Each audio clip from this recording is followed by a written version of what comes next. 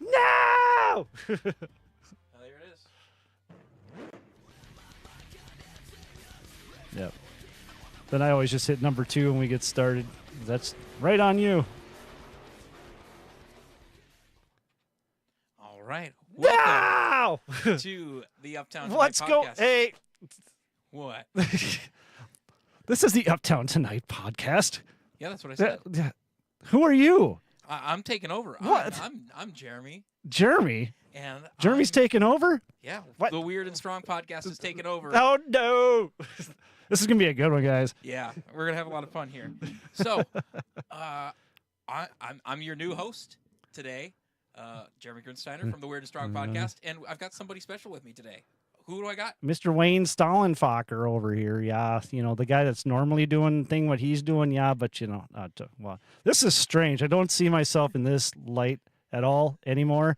So, no, I thank you, Jeremy, for coming on and doing this. I'm really interested in what you're about to try to do. I know the whole thing is that he says he's going to make me cry on live video here. So let's see what actually happens. I'm an old German, so I can be a little bit stubborn. Yeah, it's maybe there's something to be said about getting into some things that are a little bit more emotional and doing them on a live camera. So there's that says something so powerful about you that you're willing to allow me to do this and that you're willing to dive into some of this. Yes. So I've been here before, talked about some of the weird things of story work and words and breath and how do we use this to change some of the things that we've had happen in our past. And it's magical. Yeah, I mean, I can't change the past. We can't change the past. I wish. You know what we can change? Doc and Marty. We can change how we feel about it. Oh, that's pretty damn sure. There we go. So that's what we're going to look at today. First things first, you have to be playing a little game. Games? I don't know. I love games. Yeah. Yes. So he's got a laptop in front of him. So I do. Those of you who are here watching us live on the podcast or watching after the fact, feel free to grab yourself a pen and a paper or a computer, a Word doc, whatever it is. And make jokes about me. Play along. Please. Play along. Yeah, I mean, if something comes up for you while we're doing this, we're going to start with a word game. This is something that everybody can play. Okay. And you're gonna start it off, kick it off for us. So starting with the word game. You got your Google Doc in front of you. I want you to write down these words or type down these words. I gotta type. Oh yeah, my God. yeah. There's Okay, a lot of here typing that's gonna happen. Dude. Okay. I want you to type down. Get to the bottom of my stoof. How can I ever get over this? How can I ever get over this? Typing skills. On mark. Read that out. How can I ever get over this? What does that feel like? Feels like something should be wrong. Something should be wrong. Something should be wrong. So let's say something is wrong when you say this. Okay. What is that How actually? can I ever get over this? What kind of mental imagery comes up with that? Plan and execute. Plan and execute. Yep. I've learned that long ago, and it's brought me through so many things. Sure. So let's take one word out of that. Uh-oh. And this is the problem with most people. Yeah. Mm-hmm. Yeah. Because when we look at that phrase, yeah, does it feel good to say that? Does it feel good? No. In a way, it does, because it's almost a new beginning, a new adventure to get onto. Yeah. And you have a clean plate that you can start, heaping stuff back on. But, there's going to be a grind that's going to be involved in all this.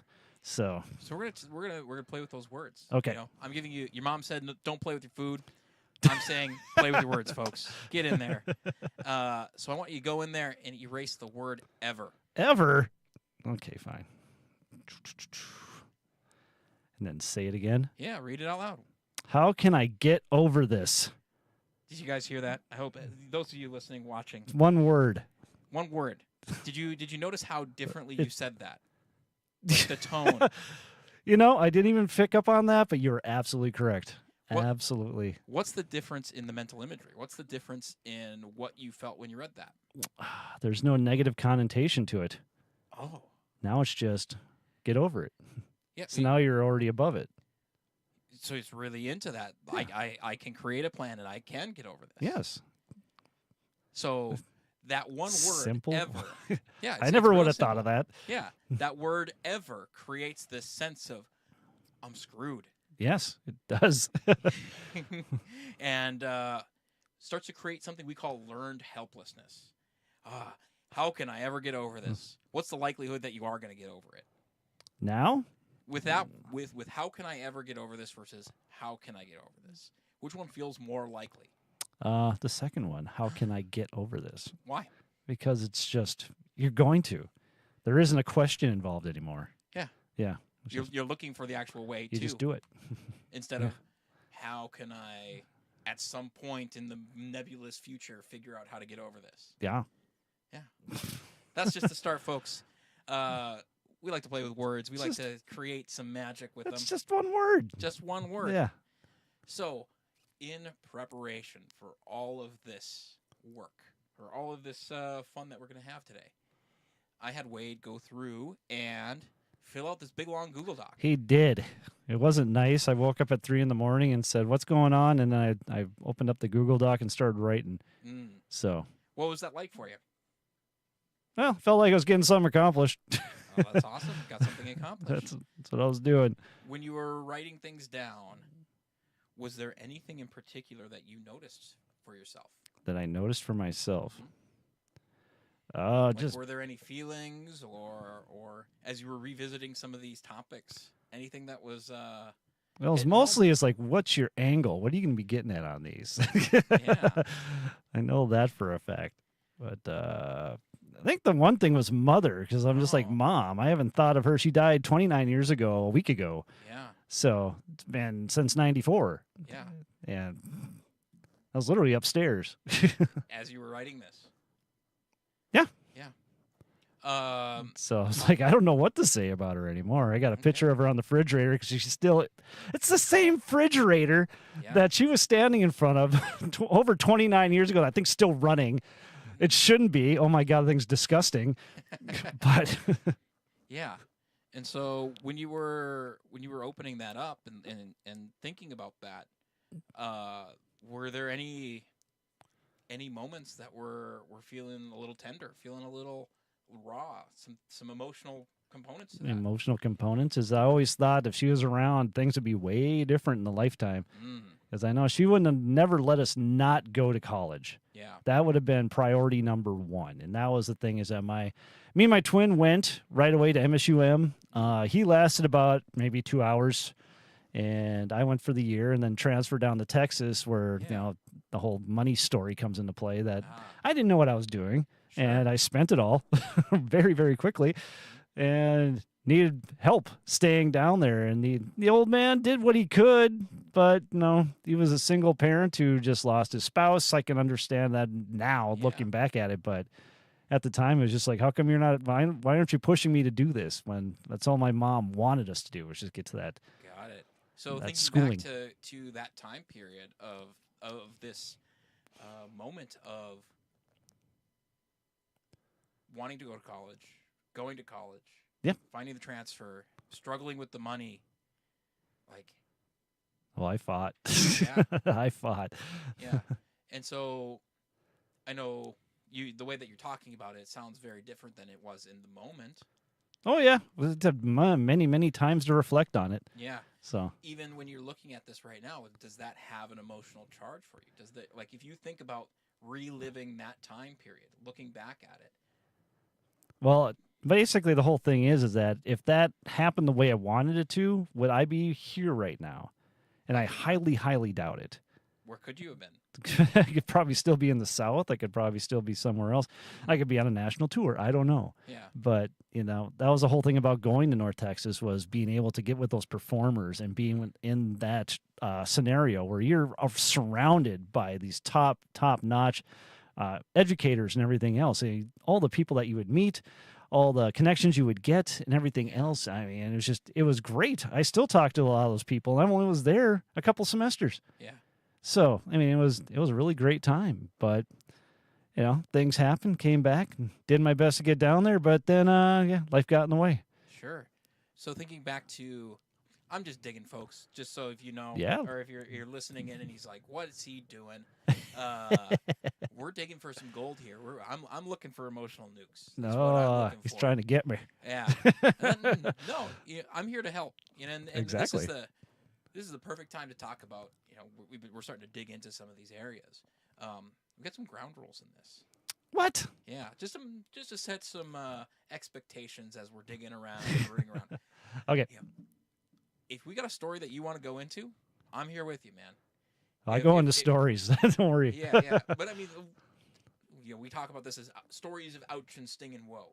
Things that have a high emotional charge. Like I said, I'm looking for those emotional nukes. I'm looking for the things that they were transformative moments, or they're moments where you have a lot of pressure, or you know, they're the stories that we tend to not tell anybody. Oh, I gotcha. Yeah, and so because the stories that we have stuck in our head, Yep. we tend to relive in some way. Okay. We can get deep into it of the psychological components of what happens there, but reality is that if I have this vision or this lens that I'm looking at from my past, I'm going to find a way to recreate it subconsciously. Oh, I see. So it's the idea of if I only ever say, or if I only ever focused on what I can't do, What I can't do. or what I don't want from life, Okay. what's the likelihood that I will find the things that I can do or do want from my life? Well, if you just look for the stuff that you don't want to do, do you just get stuck in there? Yeah. Yeah. That's exactly it. And so we're looking for the ways, some of the stories that may be subconsciously holding us back or recreating patterns that exist from our past. So, some things I want to talk about is, again, if there's a story you're willing to go into, I'm there with you. If you're going, hey, no, that's not quite it, because we're on a public platform too, so there are some things that aren't necessarily as conducive, or you don't want to air dirty laundry if it's involving somebody that could see and go, hey, what the hell? Yeah. I understand that. Quite possible. And, yeah. If So anyone's out there on the live chats, so far, hit us up. Yeah, absolutely. Yeah. Play along. Say hello. And with that, you know, we're going to dig into some stories and some words and some breath with that. So, talking, you know, I think there is something to be talked about with this this area with your mom. Okay. You know, what was that like when she was struggling with cancer and when she passed? Well, when I first heard about it, it was the 90s, man. Yeah. So they knew how to take care of that. That's all I thought. Just, okay, hospitals take care of it. And they did for the first part. And then she went into remission, quote unquote. Yeah. And basically, the real memory I have from that is bringing her to chemo one time. And it's the whole reason why I will never do chemo. I don't care if I get cancer all over the place. No. That just took everything out of her. And she was strong. She was extremely strong. But it was sitting there, and I'm watching A League of Their Own while she's getting whatever they do to, shoot all that cancer stuff into your veins. And then taking her home. And I don't know if I skipped school for that. Might have, whatever else. And then they kept bringing us out of class to go talk with other people who apparently had dying parents. And I'm like, my mom's not dying. Oh. She just has cancer. Yeah. Big deal. They're going to, there's a cure for that. Yeah. And then it came down to the point where I remember I was with my girlfriend at the time. We went up to the hospital, and then they told us that she had 6 months. What was that moment like? That was the what the hell moment. Sure. It's like, I thought you were going to fix this. Oh. That was only 6 months. Yeah. So when you're thinking about that moment, as far as like looking back and now, does that carry an emotional charge for you? Does that have some feeling associated with it, or have you? Well, it does. It was more on the fact that they were pissed that I brought my girlfriend with me. Oh. That kind of irked me. Like, why are you mad about that? I mean, shouldn't you be mad about the other thing? But yeah, it was the shock to the system. And literally she lasted 3 months. If that. I don't even think it was 3 months. Got it. So I'd be willing to, if you're open to it, I'd be willing to go into that a a little bit further and see what happens. Oh, dig. See what comes out. So I question everything at that time. This is the name of the game that we're working with. All right. I want you to go into your Google Doc here. Google's. I'm going to ask you a question about this story. Google it. Okay. Have you ever written it down before? Written it down? No. I don't Okay. know why I would have. It was so busy at the time. Yeah. So we're gonna write it down. We're gonna step it through 4 different steps. Interesting. We're gonna see what happens. So your first section of this is to give it a title. Title. Yeah, title it like a movie. What happens next? Okay, what happens next? Oh. I'll even write it down. Beep. Great, because you're gonna be doing a lot of that. Uh-oh. So now you're going to take some time and write out the story conversationally of what happens next. I know this is riveting podcasting, folks. It is. I'll fill some space and talk about some things, pontificate, go on a rant and a tangent while, Ooh, good while word. Wade decides to, or not decides to, but he goes through and he's going to write out the story of what happened with what happens next, erring on the side of more details than less, keeping it conversational, fighting the urge to editorialize and really make it perfect. Really just let it come out like you're telling the story to somebody else, like you were just doing and recounting what happened. Oh, what happened? Yeah. Okay. So just start typing? start typing, start telling us and writing that, not necessarily telling us, but writing that story down in this Google Doc. And while he does that, talk a little bit about the power of these words. Powers. Yeah. So one of the things that we're looking for as we do this type of work and we do this type of coaching is we're looking for those really powerful moments, really seminal moments from our lives that put us on different paths. They may be things that we've held on to. It may be sometimes be things that we didn't even realize how much of an emotional pull or emotional charge that they had. And, like I said before, a story still stuck in your head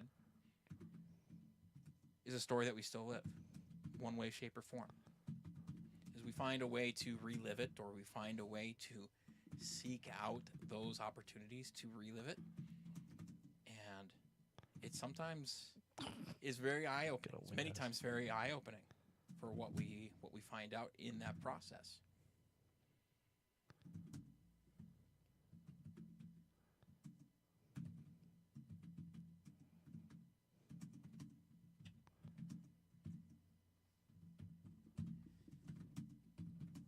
We've got 4 steps. This is step number 1, giving it a title, writing it out, getting those details down.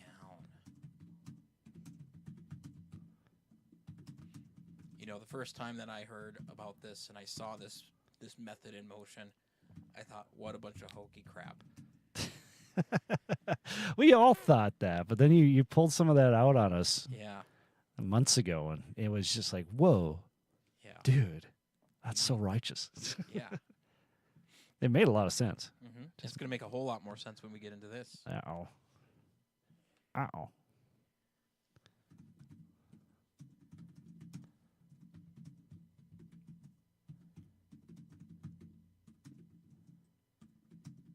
I was just watching yesterday one of my mentors and teachers, the guy who founded this method and brought it to us in a coaching community. He was just doing this on Instagram Live, and I was there studying from the master and watching him work with somebody down in South Dakota, actually. So it was super cool to see that, and now I get to do the same thing one day later.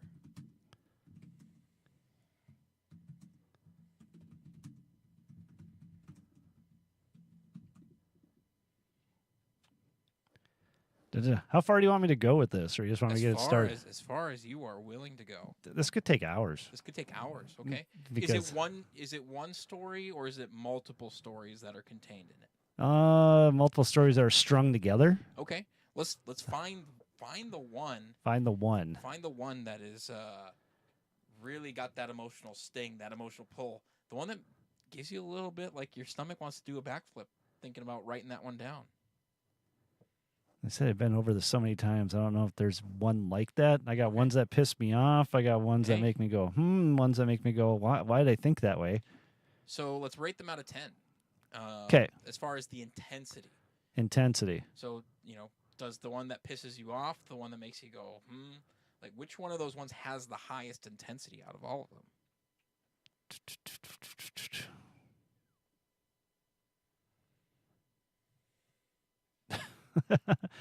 Really trying to find one that. Because the one that makes me mad still to this day is more just about, it's about me, not about what was going on. Well, kind of what was going on. Okay. But looking at it, it's just more about me being just a selfish little bastard. It's still something. Yeah. What's the title of that story? Title of that story? Yeah. Don't tell me what to do. All right. I want you to give a couple of returns in there and type that title out. Okay. Have you ever written that story out? Oh, no. All right. Let's dive into that one. Okay. We're changing some gears here, folks. You just want me to read the paragraph I got on that? No, let's do you feel like that's complete, or do you feel like that's still missing some things? Well, it brings me up to the next story. Okay. So is the next story feel like it's more intense or less intense than this it'd be more intense for the viewer, sure. But for me, since I've been through it and through it and through it and through it, okay. I tell it a million times. I don't think I've told it online, but yeah. So I'd say let's go into it and see what happens. Okay. Well, which part? I'm curious. Well, we'll go into the what happens next. What happens next? Yeah. Okay. You feel like that it's got enough detail to it. Okay, so that would be right after just learning that she has 6 months. Sure. And what happens next? Because that was literally right before we graduated. Yep. That was one of the things that she really wanted us to do is graduate high school, which I didn't think was like a big deal. Yeah. Doesn't everyone graduate high school? And then you learn that not really. And so my younger brother didn't. With all of that, I want you to read what you wrote out. Read the story out. What happens next? Okay. So I can't believe she made it to our graduation. That's strength and dedication to what you wanted to see us from us boys. So I didn't think she was going to make it there, literally. And all of a sudden we're walking down the line, and there she was in the wheelchair and everything else. And it was crazy. I had to jump out line, say hi, and everything else. So didn't see her after that because we all basically jumped in our friend's convertible and took off because that's what we did. But, So that was that. But then during that time, she was bedridden and hospice care and all that other fun stuff by that time. Stroke has taken over at that point. She's literally in the living room on a bed, and people are at her house 24/7. And I was in drum corps, and I don't know, my brothers were out doing their thing, 17. No, we were 19. We were 19. We just have her 19th birthday picture taken in front of her. And so we're out all night. That's what we did. Then we come home and get bitched out by the people in hospice. That's why I don't like hospice people anymore. So, about not being around and all that other crap. And I was like, what do you want us to do? She's bedridden. She can barely talk. It's just. So I want you to actually read exactly what you wrote. Actually, what I wrote. Yeah, get into a lot of editorial. Okay, but it gets past that. Yeah, and it's just I wanted to be in the dorms that following year, but mother put her friends to help out with the monies and financial stuff, and I did not want to do that. I don't know what the hell I was meaning by that. I did not want them to do that. Sure. I also wanted to put more money out to buy equipment, a marimba specifically, and they didn't think that was a good idea. Maybe they were right, but I didn't like the idea of someone else telling me what to do and what I should do for my future. Well, everything else is just in flux. My father was working all night. Mother was on the bed, not able to communicate or do whatever she needed to do. And so I had to forge my own way. And I was 19 years old. And then all of a sudden I got some lady from down the street telling me that I can't take out more loans than what she would allow me to. And I don't even, whatever. Her kid could go to the fucking dorms. But, Sure. And is that what leads into that don't tell me what to do story? Yeah, it does. Because I'm just like, why are you telling me? Because I really wanted to get that equipment so I could work on all this stuff. I wanted to become that performer. That was my whole thing, is performance. I don't know why. It's always been performance, and then when it got to the point where I was, I'm not going to say good at it, but I had to teach it, and then I got to learn watching other people do it, and then I started getting that love of teaching until I've been soured by that now. So, it all goes in a circle. So I'm going to point something out. I'm going to ask a question. Did you notice anything about how you were talking as you got to the end of reading that story? Nope. What happened? So what I was noticing is that slowly the volume started to increase and the speed of talking started to go up. Yes. So this is something for everybody to take note of. Have you ever been around somebody who's been really upset? When, today? Just period. Yes. How fast does somebody who's upset talk? Well, they don't think. So everything just starts spewing out. Word vomit. Got a machine gun mouth Yes, going. exactly. And so when that happens, you said that they don't think. Do you think do they know what they're talking about? Do they actually hear what they're saying? They don't hear what they're saying. They just got an emotion that they're trying to throw on top. Something is moving. Yep. And so when we key in and when we hear that, especially even when we're reading a story that we just wrote down, it's like, have you ever done that trick where you pass your hand over a candle or the flame? Oh, yeah. What happens when you go real fast? Nothing. What happens when you slow it down? Toasty. Yeah. So since we have a story that is feeling got a little something to it. Yep. I want you to get in there and start to write out that story. Don't tell me what to do. Again. I don't know what to say past that. Because it's what happened, and then I got pushed into school, and then things happened from there where I realized that. Well, you're telling the story right now. Yeah, I am. You can get the words down on the page. Okay, I'll get on. I know I'm being a bulldog. Yes, you are. Because it's so easy. I'm telling you this from my own experience. This works for myself, and also from working with clients, is that it's so easy to get stuck in the telling. Tell.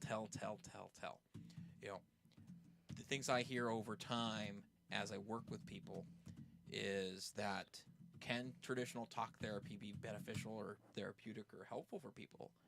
Absolutely. And when we see it written down, we contemplate and we see it differently than if we just say it. And 7 different versions of learning. Yeah. Exactly. Can't smell it. That'd be weird. You could. There's likely something there. Smell assisted memory. Smell, taste. Yeah. Dance. So you're gonna dive into it and tell us the tale. Focus on the details. Talk about how did you feel in the moment. How do you feel about it now? What did this story teach you as you are, 30 years removed from it? 20 years? 25 years? 29. 29, so almost 30. I was close. And we love you, Dr. Guazda. And getting into the details, getting yourself back into that moment of when this happened.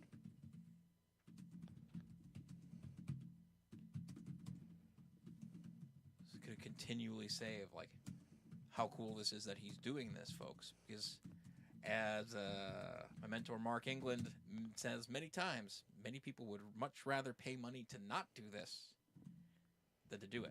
So it says something really, really cool about Mr. Stahlberger sitting on the couch on his own podcast, having somebody else come in here and make him dig into all of his stories. This is actually kind of fun. Take the kind out of it. Okay, this is actually fun. Yeah. There you go with that word stuff again. Damn. Yeah. Man, I got to really watch that. You know what they say, fun is an opinion. It's not a fact.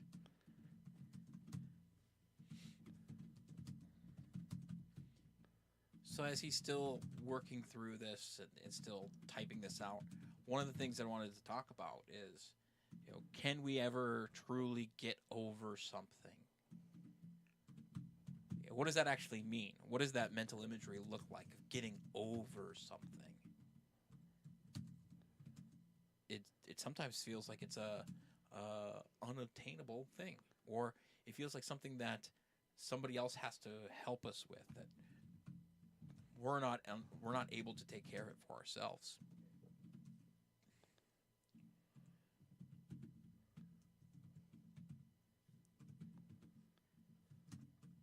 The lovely dead air of typing out stories live on So we the need to internet. get some tunes going now. Yeah, Oh, should have yeah. had that going.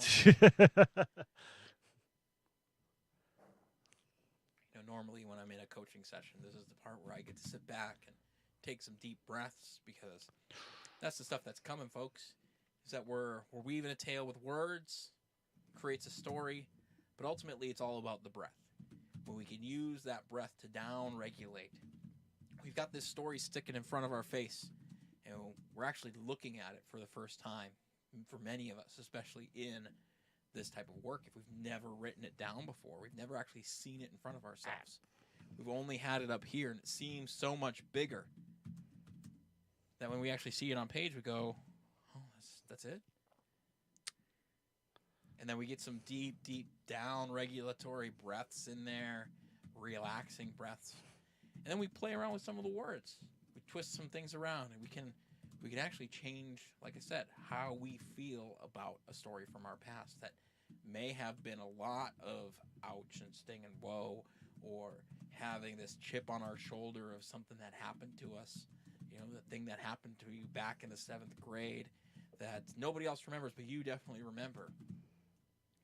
So I would challenge you all, if there is something that's coming up from your past as we're going through this, or something that gets said in the moment, or if there's something in this story that really plucks you on the nose, I challenge you to grab that pen and paper.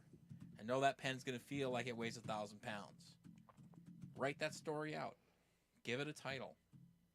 Focus on the details. You talk about how you felt. You can talk about the sensations, what you smelled. How did it physically feel? What did you emotionally feel? What does it mean about you? More details, the better. This isn't journaling. This isn't talking about, how he felt about it in a way that is just like navel gazing or mental masturbation, if you will. We're actually getting down the details, the matter-of-fact moments of what actually happened. If you find yourself in that editorial space of asking a bunch of questions, if you find yourself in that space of wondering why this all happened, let's just stick to what actually happened. Like you're writing a movie script. I think you're saying the same thing I was writing. That was weird. That's why I stopped. Like, what? You started going into dictation mode. Oh, is that what's going on? Yeah, probably. You're going into becoming a stenographer. Oh, no, I wasn't Oh, sure. doing, I was just talking about, I just wonder if things happen because certain powers want you to go in certain directions, and they try to deviate you from something else, and that's what I was getting into. And you were talking the same thing. I'm like, that was weird. It's almost like I know. What? I don't know. I got to know more about what you know. Well, the first step is experiencing it. So let me know when you feel like you've got a complete handle on this story. Well, it got me into the next story, so, okay. I'm just kind of digging in a little bit here. Yeah.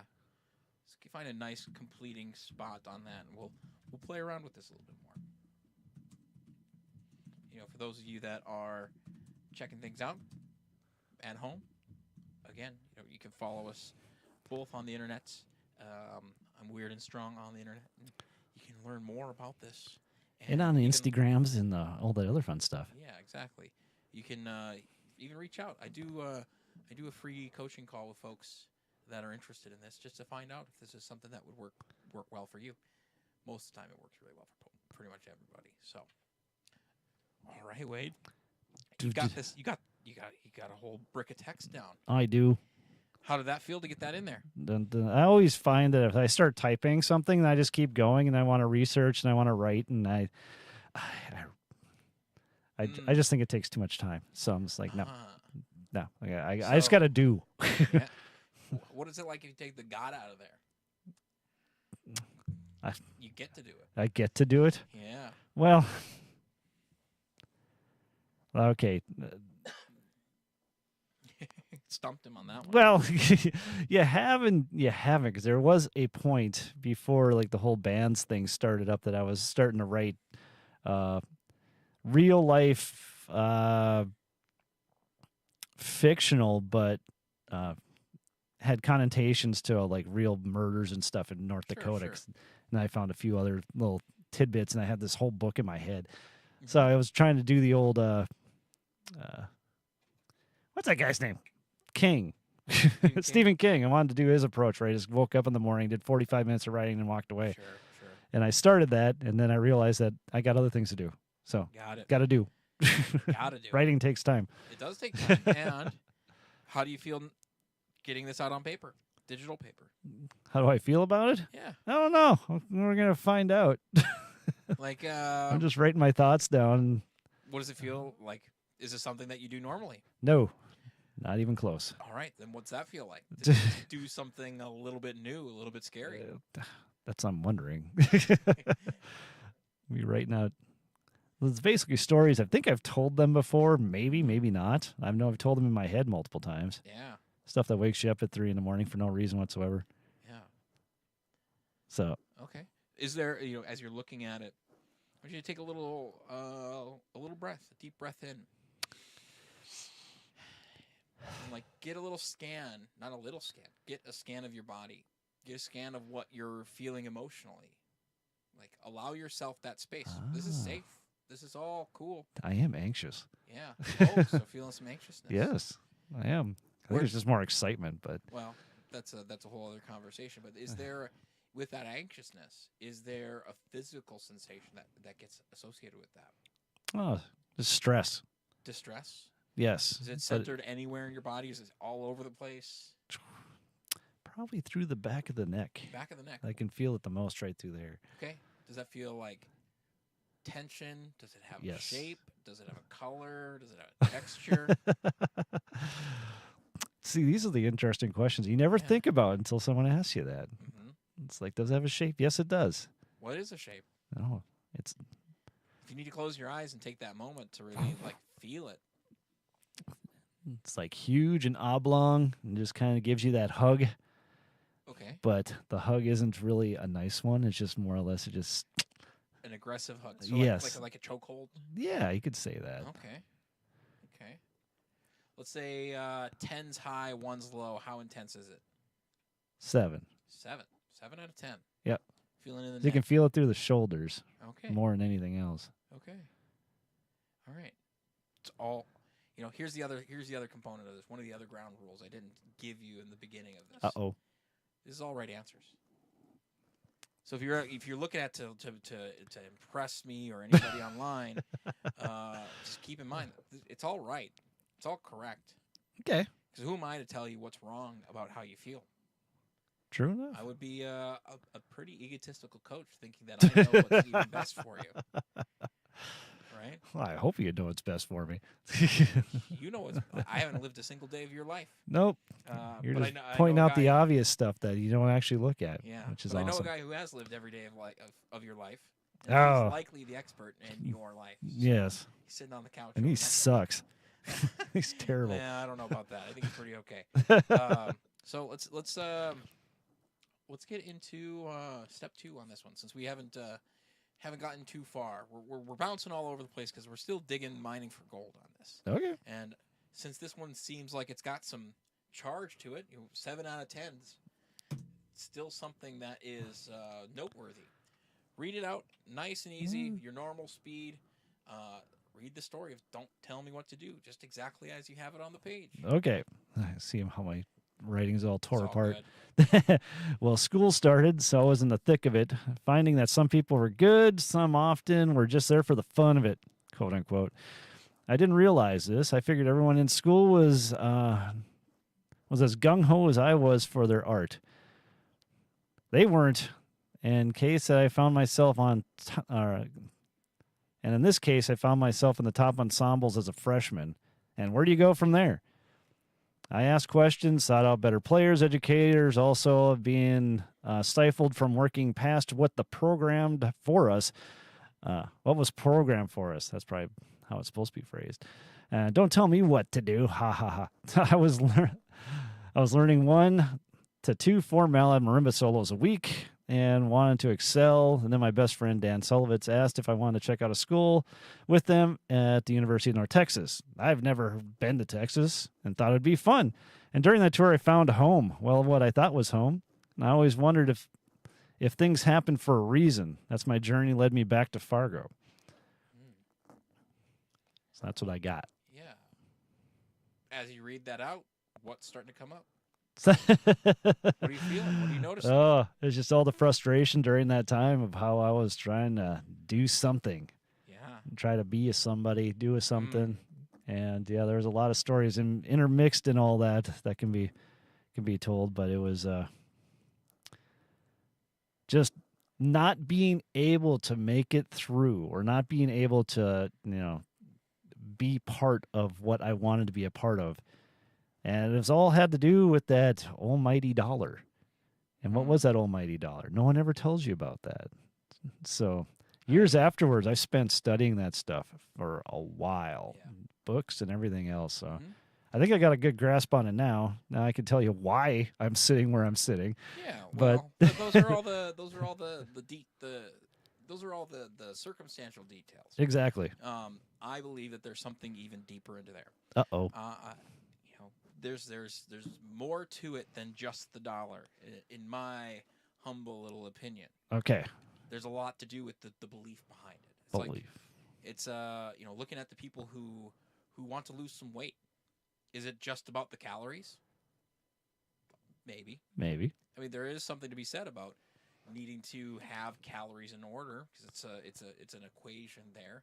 And when we believe that we're not worthy of losing the weight, or we can never see ourselves as somebody who actually succeeds in losing the weight, what's the likelihood that we're going to actually stick to the caloric deficit that we need to lose the weight? And so the same thing can be said about money. And we're going to dig into a little bit of something there. Okay. So I added a statement there below your story there. Is that what was going down here? Yep. I want you to read that out. I am trying to be something. Do you remember saying something like that? Yeah, I think I did. Yeah. When you say that and read that and see it, what comes up for you?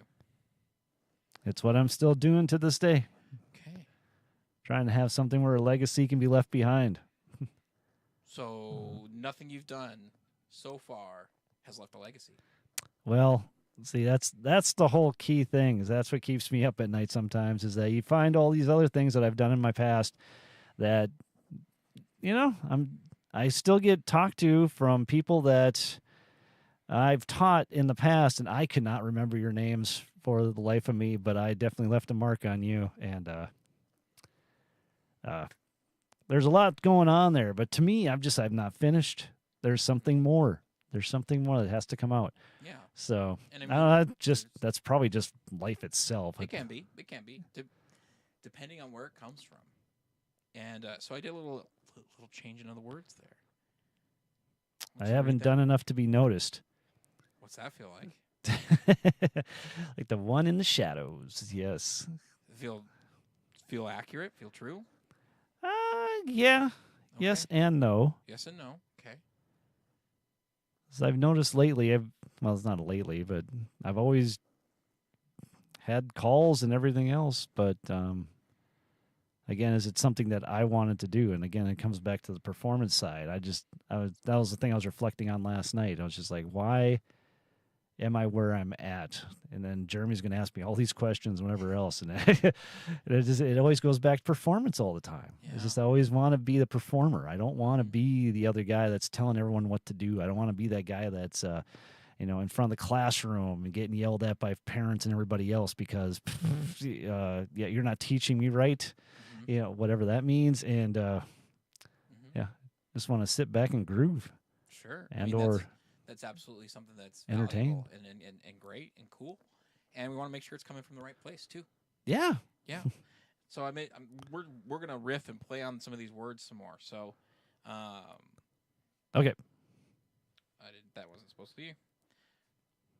Try that one. I haven't done enough to notice myself.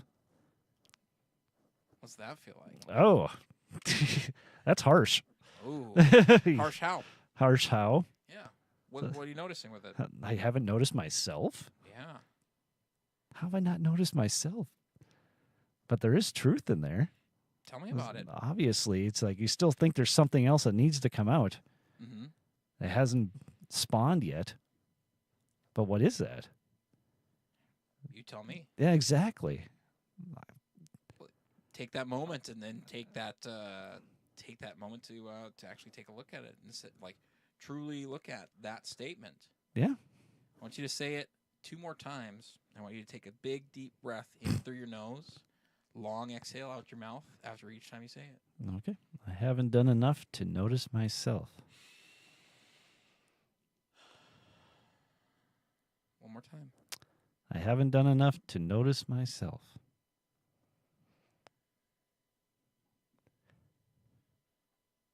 What do you notice there? I think I'm just being too hard on myself. We're going to see if we can translate this down to a core belief that I see very often in myself and in others.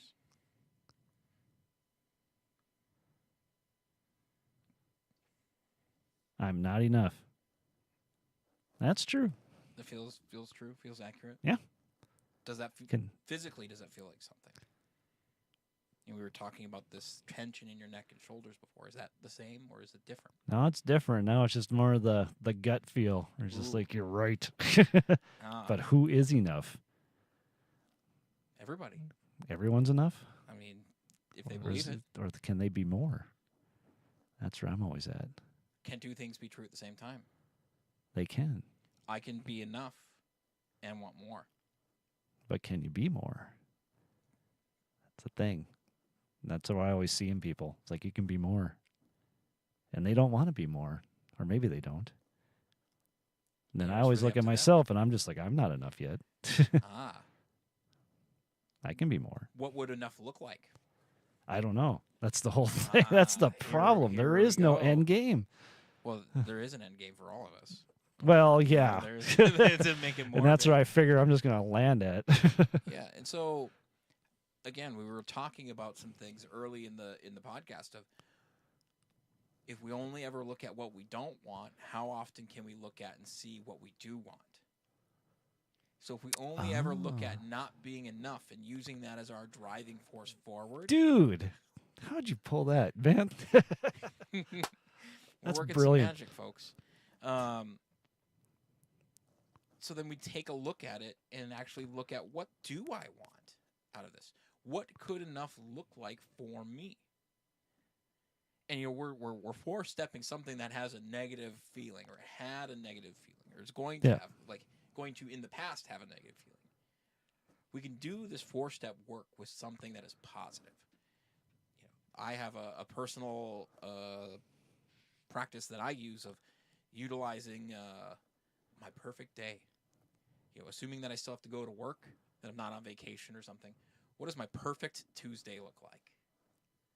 My perfect boring ass Tuesday. And I write it down just like this, and I go through all 4 steps, which we're only on step 2. So we gotta cook a little bit. Oh wow. Yeah. So I'm gonna change this last statement. Okay. As you get into step 3. Okay. So step 1, we wrote things out. Yes. Gave it a title. Wrote it out like a story, because it is a story. And then we read it out normal speed. So now you're going to read it out one more time, 70% of your normal speed. So you're going to slow it down. Slow down. If you What can't play it slow, you can't play it fast there, folks. Yeah. What can you imagine is going to happen when you slow it down? A lot more thought going to go into this. Just thought? Maybe even the word choice will get better. Well, you're going to read it exactly as is. Okay. So go ahead, read it nice and slow. The same thing? Same thing. Don't tell me what to do. Okay, don't tell me what to do. When school started, so I was in the thick of it. Hair slower. Okay. Like 10 beats per minute slower. We talk about language. Finding that some people were good, some others were just there for the quote-unquote fun of it. Fantastic. Keep it going. I didn't realize this. I figured that everyone in school was as gung-ho as I was for their art. That wasn't the case, and I found myself in the top ensembles as a freshman. Where do you go from there? I asked questions, sought out better players, educators, also being stifled from working past what, quote unquote, was programmed for us. Don't tell me what to do. Ha. Just had to put that in there. I was learning 1 to 2, 4 mallet solos a week, and I wanted to excel. Then my best friend, Dan Sullivitz, asked if I wanted to check out a school with them at the University of North Texas.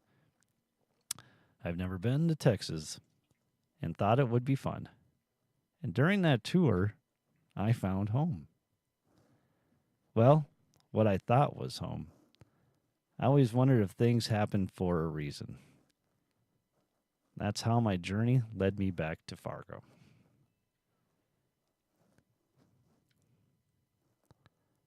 How did it feel slowing it down? What did you notice? That I'm very negative towards everyone else. What does that feel like? Like a pinball. Pinball. I'm just there knocking everything over. Oh, interesting. And no one else is trying to keep up. Interesting. Yeah. Why What is does that that? mean about? What does that mean about you? I would say that means I'm an asshole. That's what I'm thinking. That's an opinion. Yeah. That sounds like your opinion. Yeah. And what have you learned from it? What has that helped create in your life? What is the positive that's come out of that? Positive coming out of that? Yeah. The stories, education, being able to educate. Mm-hmm. Yeah. Cool. I want you to read that statement at the bottom that I just changed. Uh-oh. How's it get down there like that? I could be enough and still want more. Is that true? I don't know. Is it? Is it a true statement? Does it something... when you reflect on it for yourself, does it feel true? I could be enough, but still want more. But it reflects back to if you're comfortable, you don't pursue things. You just stop. Just kind of hang out. I think comfort's an enemy. Yeah.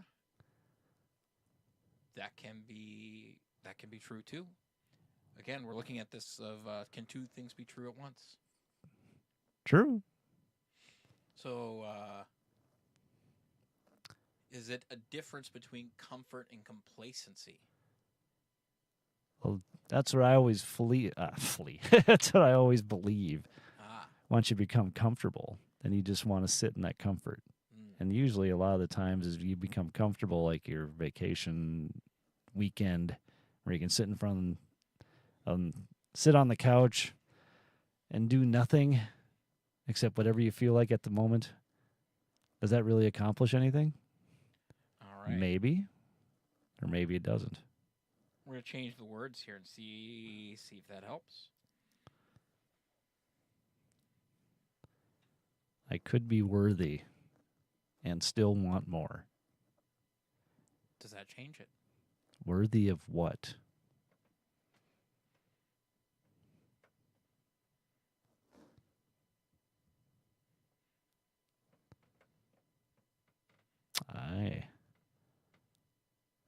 Your word choices make you think. Mm-hmm. What are you thinking about? What's coming up? Worthy. So is that other people feeling that you're worthy, or you should feel yourself as worthy, but you just still want to make it better? Yes. Okay.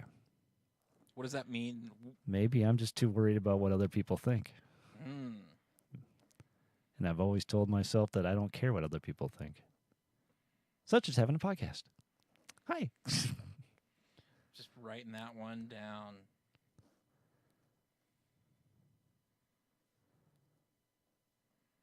Should have brought my keyboard, folks. He has such a sexy iPad, though. Yeah, it is. So, yeah, read that again. The bottom one? Yeah. Maybe I am too worried about what other people think. What's that feel like? What do you notice? That shouldn't be in my repertoire. Okay. I I shouldn't. took a word out. Yep. I am too worried about what other people think. What's that look? What's that feel like? And I think you're onto something. Okay. Take the think out But of I it. never thought I'm too worried about what? Take the think out? No. Okay. I think you said I think you're onto something. Yeah, I think you're onto something. Are we? And it's something that shouldn't be there. Take the should out of it. It's something. Quit shoulding all over yourself.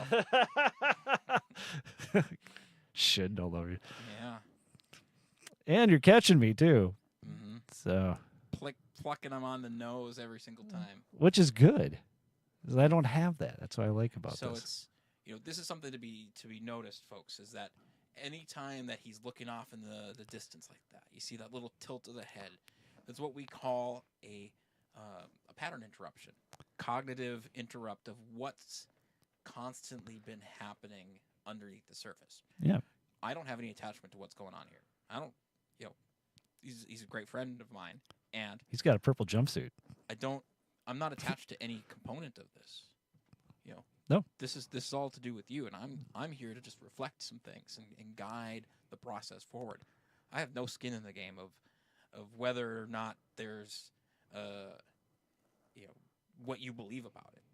I'm here to do a good piece of work and help propel things forward, and I don't have an attachment to how it goes down. If that makes sense. Yeah, it does. So, another little change. Because this all happened well before I knew you. Mm-hmm. Read that one out. You got another one? Yeah, I changed it out. Oh, I am too worried about what I think.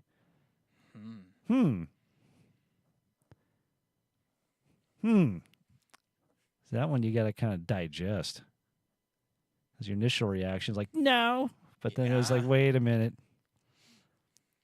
How does everything start? It starts from simplicity. That's as simple as it gets. Well, I shouldn't say as simple as it gets, but it's definitely simple. Mm-hmm. What do you notice when you read that out? That's probably what keeps me up at night sometimes. Yeah. That stupid waking up at 3. I just thought it was because I didn't have a real job anymore. So I just can get up whenever I feel like it. But then my brain starts up, and then I have to come downstairs and watch whatever. Yeah. The research says that racing thoughts between 1 and 3 a.m. is the number one sleep disturbance that people experience in the world. Amen. I wonder what's going on there. Most of the time, if not all of the time, it has to do with what's going on up here. Yep. When we don't get it out from here, folks, we spin it like it turns from a little hamster wheel of doom that we spin and spin and spin in our head to an F5 shit tornado in our head. Because that's when it goes from that little thing that I remembered from my past to this thing that is defining me. The thing that scares me the most about taking a chance. The thing that prevents me from doing what I want to do. The things that hold me back.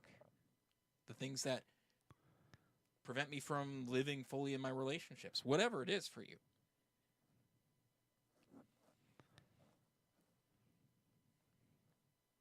Again, digesting. Yeah. But it all makes perfect sense. So when you read that last one, what comes up?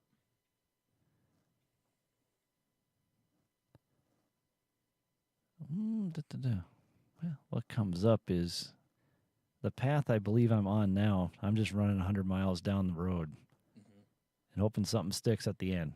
Sure. Is that what you want to do? Yes. I'm tired of waiting for other people. So. That's definitely its own path. When you look down the road 10 years, are you in the place where you want to be? Yes. Okay, cool. Yes, everything has been planned and is being executed as we speak. Okay. Because I wish some things would go a little bit faster. But, Mm-hmm. that's life.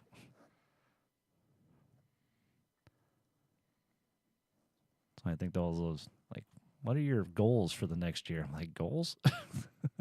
I'm working on all my goals. Let's try this last little bit here. Uh-oh. I could be proud about what I think. There again, complacency comes into mind again. Does proud equal complacent? No. Equals...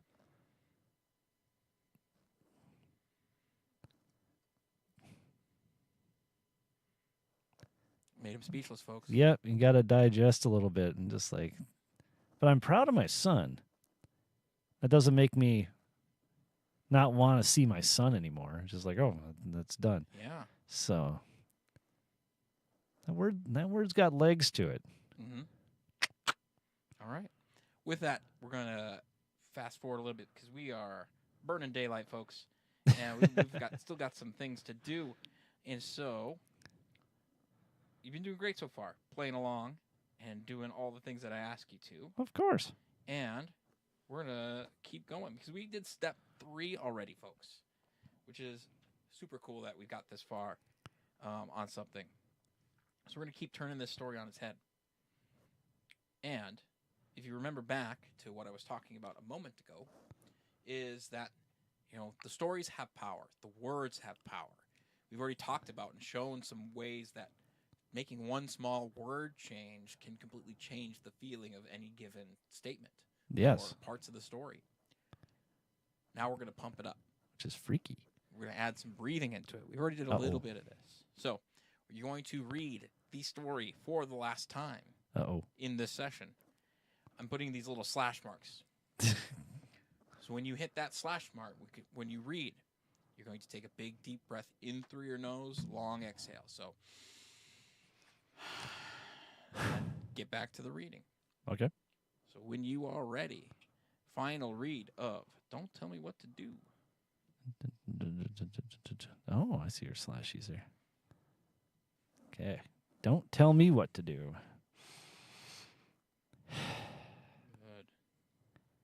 Well, school started, so I was in the thick of it.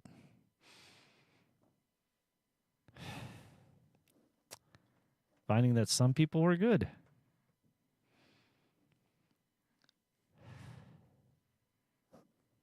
And some others were just there for the quote-unquote fun of it. Big, deep breaths. Let it go. I didn't realize this.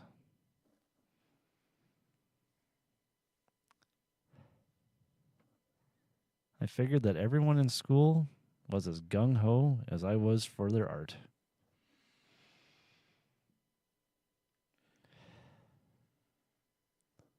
That wasn't the case.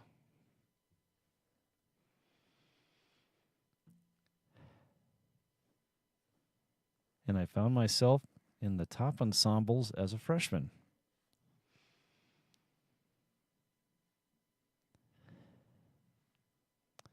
Where do you go from there?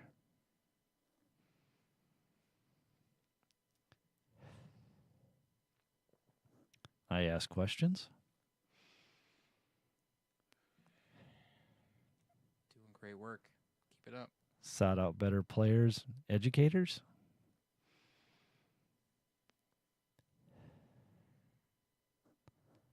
Was also being stifled from working past of what, quote unquote, programmed for us.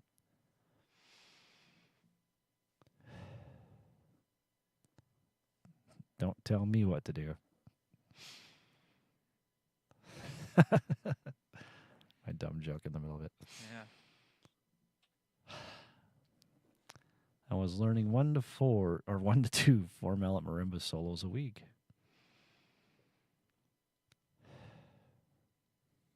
And wanted to excel. Big deep breath on that one. Really let that one go.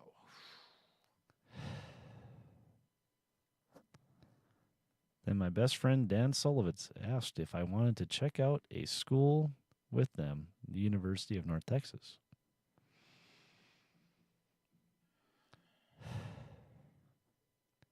I've never been to Texas. Thought it would be fun.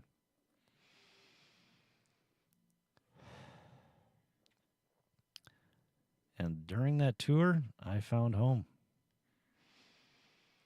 Really let that one go. Well, what I thought was home.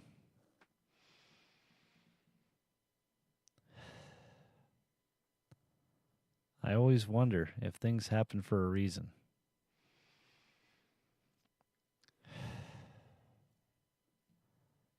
That's how my journey led me back to Fargo.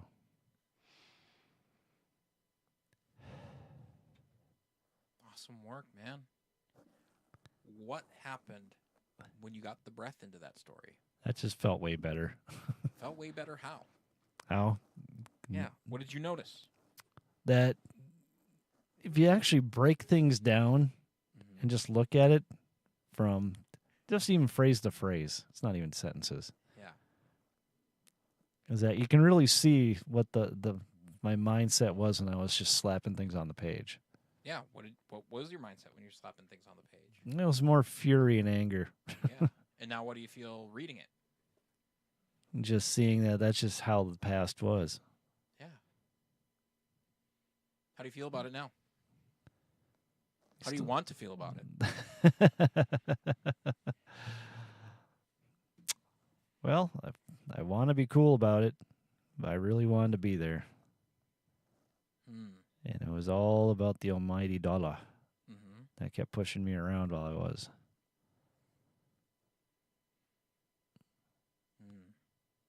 And that's still, I don't know. I just keep thinking what could have been. And I had options and other things to do, but it's just, I figured it would make more sense to come back to Fargo and work 3 jobs, 4 jobs, 5 jobs, and just gather all the money and then head back down again for the 3rd time. So. Yeah. I don't know. It's just that what could have been. I think that's basically what irritates me there. Yeah, and there's likely some more stories there that are associated with that we can dig into another time. Oh yeah. And something that I heard there is a statement of looking outside of this, of the money thing or the circumstances. They did this to me almost. Yeah, that's what it feels like. Because I didn't understand it. I didn't know what I was trying to do. I was just fill out this paper and you tell me what to do here, and I fill out that paper. And in looking at it from that perspective, were you ever taught? No. So is it any wonder that you didn't know what to do? That's why I spent the years and years and years studying it and trying to figure out how it all works together. And so I added another statement there at the end. So if you scroll to the end. I make my future happen. And that's precisely where I'm at right now. Yeah. That future could be, if you wanted to, you could go back to Texas. Good. Yeah. It's whatever you want it to be, right? That's one of my goals on there, to go to Austin again. Yeah. Yeah. And so that's the magic of this, folks, is that, to bring it into the real idea of magic is abracadabra. We've talked about that on the past shows. With my words, I create. Oh, yes, very true. So when we say something like this last statement, so read it out again. I make my future happen. Take a deep breath with it.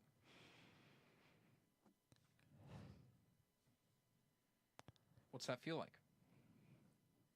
Feels like I got work to do. Maybe not what you're looking for, but I mean, it's all up to you. Yeah. I create my future. How does that feel? Better or worse? Better. Okay. Better how? Actually, just, again, plate's not as full. Yeah. You're still adding to it, figuring out what you can play with. Mm-hmm.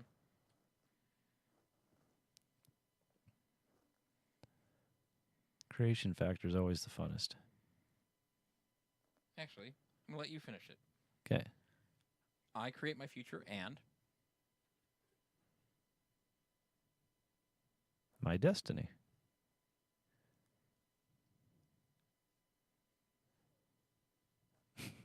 And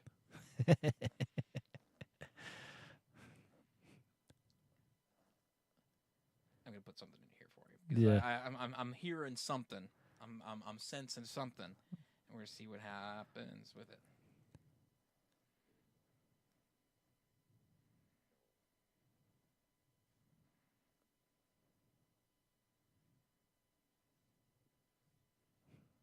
Give that a read for me. I like that. I create my future and my destiny, and I have a blast doing it. Which is the whole idea. That sounds like a killer practice to keep in mind. Exactly. So, your homework, should you choose to accept it, you're going to take that last statement. Mission Impossible. Yeah. You take this last statement. I create my future and my destiny, and I have a blast doing it. You're going to write that down. You're going to say that to yourself every morning. Even better if you do it in the morning, looking at yourself. You're going to say it 3 times. Take a big, deep breath in through your nose, out through your mouth, just like we've done. Do that for a week and see what happens. See what changes. See what shifts. And we'll let the magic happen. What do you think? The magic of words. Yeah. What did you notice in this whole session, in this whole practice? What's been the biggest takeaway for you? That how negative I've been feeling against other people for no reason. It's like they're the problem. Yeah. And they're not. Yeah. No, they're just tools. Well, I shouldn't even just say people. that. They're just people, yeah. Can you control what anybody else does? No. Who can you control? What can you control? Me. Yeah. Maybe my puppy, but that doesn't even work. So there's this idea in this practice of something called a projection. You may have heard that word before. Yep. Is that many times when we're so focused externally on what everybody else is doing, the likelihood is that we're actually feeling that towards ourselves. Yeah. I didn't realize that. When we have that mirror flip back, that's, when we did that at first, I'm too worried about what other people think. Yep. I'm too worried about what I think. And you had that moment, you're like, no. Exactly. We call, we play games with it, playing with those projections, how to shit on somebody in less than 2 minutes. That's easy. Yeah. Well, if you take a statement like that, I can't believe she. Yep. Fill in the blank, and then I can't believe I. Oh man. Yeah. It has can have a lot of sting to it, and when we start to view it for what it is us projecting our own insecurities on others, we can really change how we feel about it too. Or we can look at how do we deal with that feeling that we have about ourselves, or that belief of how we view the world. And if you don't like it, guess what? You could change it. Definitely can. Awesome. Well, anything else? Any final closing thoughts on this practice? No, you're definitely a genius when it comes to this stuff. Of course, I call you a genius for other things too, but man, you always blow my hair back every single time we do this type of thing. So awesome, thank you for that. You're very welcome. No, that was very, very interesting. Yeah, and that's on just my side. Cracking the foundation. Yeah, exactly. This is this is a practice, and this is something that you can do for yourself, folks. It's as simple as that. 4 steps. Write it down with the title. Get into the details. Tell the story on paper. Read it out loud. On paper. On paper. I didn't believe you on that part, but yeah. It seems so simple. Yeah. That it shouldn't work. It shouldn't. But it does. Yeah, it sure does. Write it down. Read it out loud. Read it out loud slowly, about 70% of your normal speed, and then read it with the breath. So at the end of every sentence, you can put a little slash mark, sometimes at the ands and sometimes at the commas, if it feels like a good natural space. But at the end of every sentence or the end of every phrase, put a mark in there, read it just like Wade did. Read it out, take that big deep breath in through the nose, long exhale. And take notice of what it felt like when you were writing it versus when you got that breath into it, and see what happens. Dude.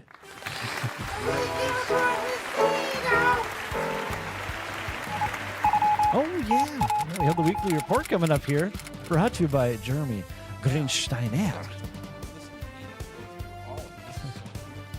need to sit here and reflect.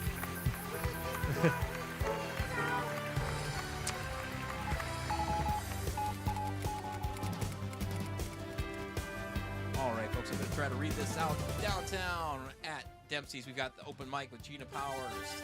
Thursday, 31st in the aquarium. We got Snuffed on Sight, Hanging Wound, Venosa, Swine Stew on the 30th. That is tonight. Baltic Boardwalk, Zero Place, Germ Circus, Idiot Manchild, The Sunflower, Burial, Jeffery tomorrow on the 31st of the aquarium. Idiot Manchild, I love that name. Filled by Kiwis, Big Gradients on the 1st. Shout out to Gradients. Lumina and Jimbo Jones on the 2nd. I believe that John is. and Tim, I got to get out there and actually see you guys perform. Yeah, You came out to mine a few times. It's time to return the favor. I believe that is also their album release show. Second album Yeah, release. so awesome to them. Congratulations. And then on Monday, I'm excited for this one. I'm going to be out for this. Dar Sombra is coming out. Dar Sombra. And I'm not even sure how to pronounce that one. I'm sure it's something trendy that I don't know. V I'm stealing Decaco that. Magic, Scumrag, Yamlim, HER, Death Crew on the 4th, on Labor Day. So that sounds like it's going to be a fun time. The Alibi Lounge down in my neighborhood. We got open mic night on Thursday. Wardy Stone, Crop Dusters are happening on Thursday. Russ Peterson, David Vieira, and Max John on Sunday the 3rd at the Troll Lounge. We've got Kohlrabi Soup happening on Friday the 1st. And then at Fargo Brewing Company, Abby Spiegelmeyer, Amanda Grace on Thursday. And then on Tuesday the 5th, we've got Bonds, Melvis, Fizz. I like how he's got all the Z's. That's for that one. Gotta hit the right arrow key. Right, next week, learning how to do all of the things. My Yes. first day on the job. The windbreak, we got 2 weeks notice on Thursday through Friday, 31st to the 1st, and then rains on Saturday the 2nd. Over at Shooting Star Casino, Groove Inc. Friday through Saturday. Killer Bardo name. Theater has Devin Ellman, Donovan Frankenreiter on Thursday. Now, what did they actually do? I could not figure Not out. sure. I was not sure if they're some kind of performer, as in dance song, or they were comedians or something. I see Allman, and I always think Allman Brothers. Yeah. Who knows? At TAC, we got Little Donald, Treo Soul, Cold Gang Shine, J Core, Mad Max, and Amphirite. What day is that? Oh, good question. Should be determined. on what's Yeah, that. I Probably should- Friday or Saturday. Something like that. Yeah, it's this weekend. Then out of town, we got At the O in Minot. Nothing. Nothing. Nothing is happening. At least I couldn't find anything All right. at the time of this. Laughing Sun Brewery down in Bismarck, Mandan. We got Lila Noel on Thursday. That 60s Band on Friday. And Lost Horses on Saturday. Over in Zorba's on Detroit Lakes. Adios Pantalones. I love that. That's a cool. Yeah, it is. Goodbye Pants. On Saturday. And then Chris Harridge's on Sunday 3rd. Howie's Mug Bog, Park Rapids. It's actually not in Park Rapids. We just learned that Oh, it's really? 4 hours away, and they had to redo a lot of stuff Okay. with their negotiations on that. But Definitely we're going to be at Howie's Mud Bog on Friday. All right. And then Lee Lake Campground. We got Kohlrabi Soup on Friday. For Lord Wilbur, he'll be out there doing that one. Those guys are, he's kicking it hard. Oh, man. Everyone wants a piece of Mr. Wilbur, Yeah. and I don't blame them. The guy is solid. And then downtown, oh, looks like that's all the same stuff we did before. Oh, keep on going. We got way more than that. There you go. All right. Downtown at Front Street, open mic night happening on Monday with Travis Neros. Yes. And then at the Cellar open mic with Mark Ray Belcher on Wednesday the 3rd. That's happening right now. We're very close to right now. Matt Smith, Greg Hobbs, Chan Severson, Nate Rowe, Tim Jones, Yusha, Matt Rittenhouse happening on Thursday. It's a comedy show. Yes. And then Side Street has its jazz night on Monday the 4th. Cowboy Jacks, hosted by our buddy Jay Stevenson. Mr. Has J. Open mic on Sunday the 3rd. At the Jasper Theater, Dan Brecky's rocking it out on Thursday the 31st. And then at the Harley Davidson shop in West Fargo, Pray for Rain is happening tomorrow night, the 31st. Gotta keep going. Bringing you back. It should be. Oh, maybe that's it. That's it. Looks like Oh, we'll beat it. what happened to our acoustic corner? We lost the acoustic corner. Oh, no. There'll be some acoustics and a lot of acoustics happening this week, mostly on Thursday. But please check out your favorite venues and or artists before venturing out, because they can, calendars can change at any time and again, any moment. So be on the lookout for that. Awesome, man. So, now that we got the weekend report out of the way, you had a little bit of time to marinate on what we just went through. Yes. Any final thoughts? Any final feelings about what we just did? Any final feelings? Yes. Just the whole idea of, I don't know, just you made me think about that I'm thinking that everyone else is a problem. And then I stepped back and looked at it a little bit more, is that maybe, again, from just my educator past and side that I never knew I actually had, was that maybe I'm looking at people I think they can do better, and they're not. And then I get annoyed by that. How much of that also then gets reflected to yourself? Exactly. Can I do better? Could you do See, better? there you are, Jeremy. Throwing it back in my face. I love that. Yeah. I'm thinking I'm onto something. You're like, yeah, How about yourself. how about we take a little thing out of it? We change one word. and see what it Exactly. feels like. And it's as simple as that, folks. It's definitely not rocket science, and it's also Yeah, it is. some of the things that can make the most impact in people's lives. Because let's talk about this. You've been in the education field. Yes. How many classes have you had that talk about your words and how much impact they have into what? Just like how many places tell you exactly how money works Yeah. and why you should put it in a savings account. Don't do that. Yeah. How many classes did you have on how to breathe? Well, drum corps, we did a little bit of that, but nothing like this. It was just more about just getting your lung capacities going. Yeah. And so if we've never been taught about how our words work, what power they have, and how they influence how we think, and You got to get your sentence structures together. That's what I've been Yeah. taught. well, the structure can help. Yeah. And most often, the words inside of it are the things that have more impact. That's what they don't talk about, though. Yeah. So At least not play that with your I've words, noticed. folks. Get some deep breaths in. That's all I got, folks. pull the negative words out and see where it ends up at. Yeah. That's the interesting part. Yeah. You don't So- realize how many words are negative until you look at it. Mhm. Like, oh, Especially when you write it down and you have no other choice but to look at it. Again, when we got stuff trapped up here, it starts to do all kinds of things. It seeps into our subconscious. It starts to create a belief about ourselves that we may not necessarily agree with.